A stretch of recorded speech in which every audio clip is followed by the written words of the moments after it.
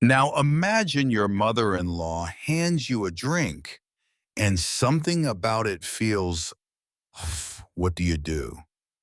My name is Julian Mercer. I'm an independent photographer from Asheville, North Carolina, and this is the story of how I uncovered a disturbing plot to destroy not only my career, but my marriage. Who are the culprits? My seemingly perfect wife, Haley's parents, Diane and Gerald. What starts out as just another awkward family dinner takes a darker turn.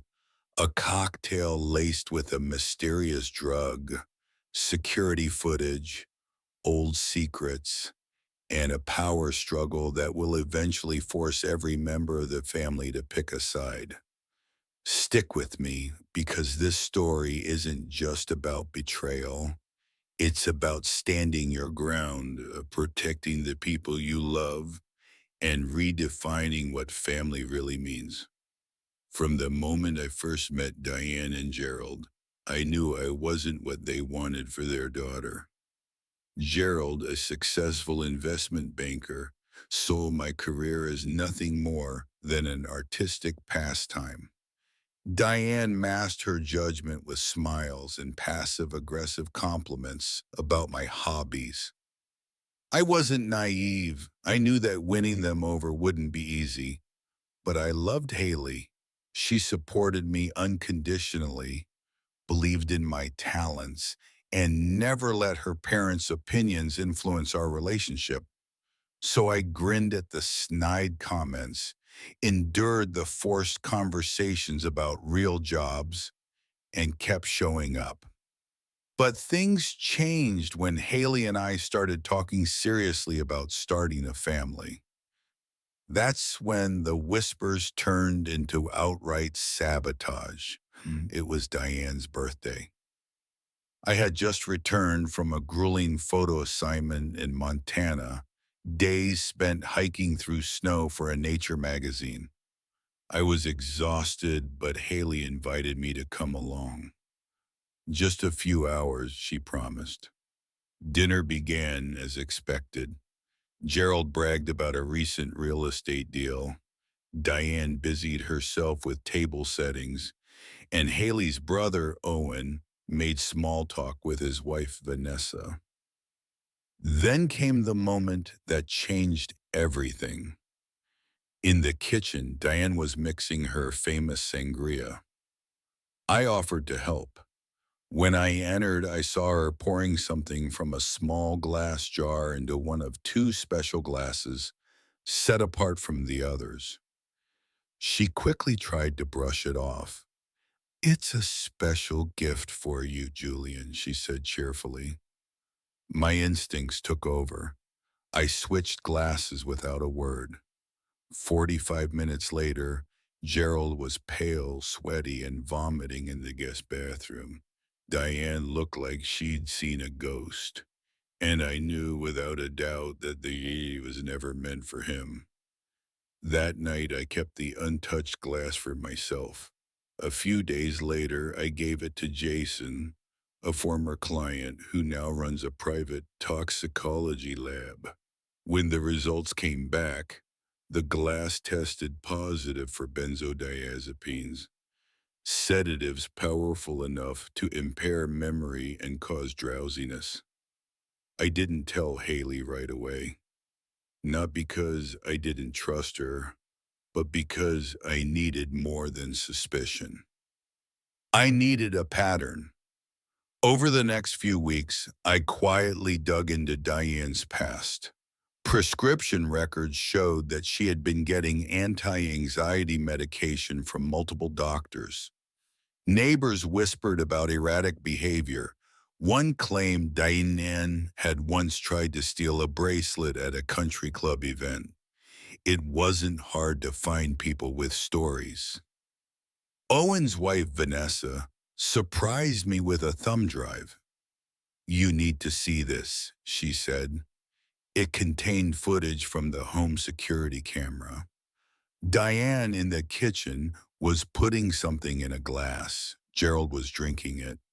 And then a heated argument between the couple after we left. Gerald yelled, "This isn't the first time you've done this." I began to see things clearly. This wasn't just about me. This was about control. Diane and Gerald had a history of manipulating Haley's life, sowing doubt, undermining their partners' reputations, even falsifying evidence.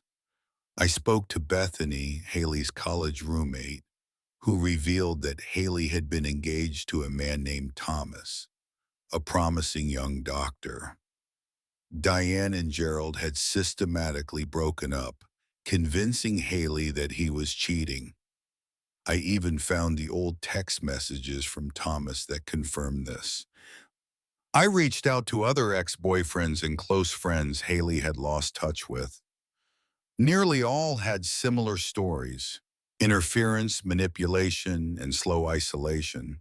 I compiled everything in videos, prescription histories, old emails, depositions into a digital folder. Then I invited Owen and Vanessa over for dinner. Haley was confused but willing. Over dessert, I hooked up my laptop to the TV. "There's something you both need to see," I said. For an hour, we watched it all: the footage, the emails, the texts. Owen looked devastated. Haley sat there pale and silent. When it was over, Haley whispered, "Why didn't you tell me sooner?" "Because I needed you to see it, not just believe me, see what they did. To me, to you, to anyone who didn't fit their mold." That weekend, Haley confronted her parents. The aftermath was devastating: tears, denial, recriminations. But the spell was broken. She began therapy with Owen to rebuild what their parents had torn apart. When Gerald tried to make amends by offering me a job at his company, I declined. Respect couldn't be bought. Instead, Haley and I focused on building our lives on our own terms. Then came the moment that made it all worth it. Haley announced she was pregnant. When Diane and Gerald heard the news, they were shocked. Their reaction was controlled, distant, but polite. Gerald even set up a trust fund for the baby. No strings attached. Maybe it was guilt. Maybe it was self-preservation. Either way, it was a quiet concession. We named our daughter Eliza. When Eliza was born, Diane and Gerald came to the hospital. They smiled for pictures, gently held her, and left without lingering. For once, there were no indirect compliments or snide remarks, just silence. A few months later, I opened my own photo gallery in Asheville. Haley stood next to me, Eliza in her arms.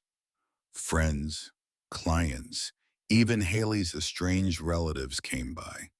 Diane and Gerald made brief appearance, stiffly congratulated each other, and left early. And that's when I realized something profound.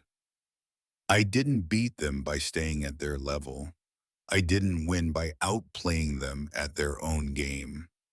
I won by being desperate to not play that game anymore. By standing my ground, standing up for what mattered, and choosing love over control, I redefined what success looked like. Not in terms of size or financial status, but in terms of authenticity, peace, and trust. Trust your instincts. Speak up. Write it all down. And never, ever let anyone else define your worth. Because sometimes the best revenge is simply living well.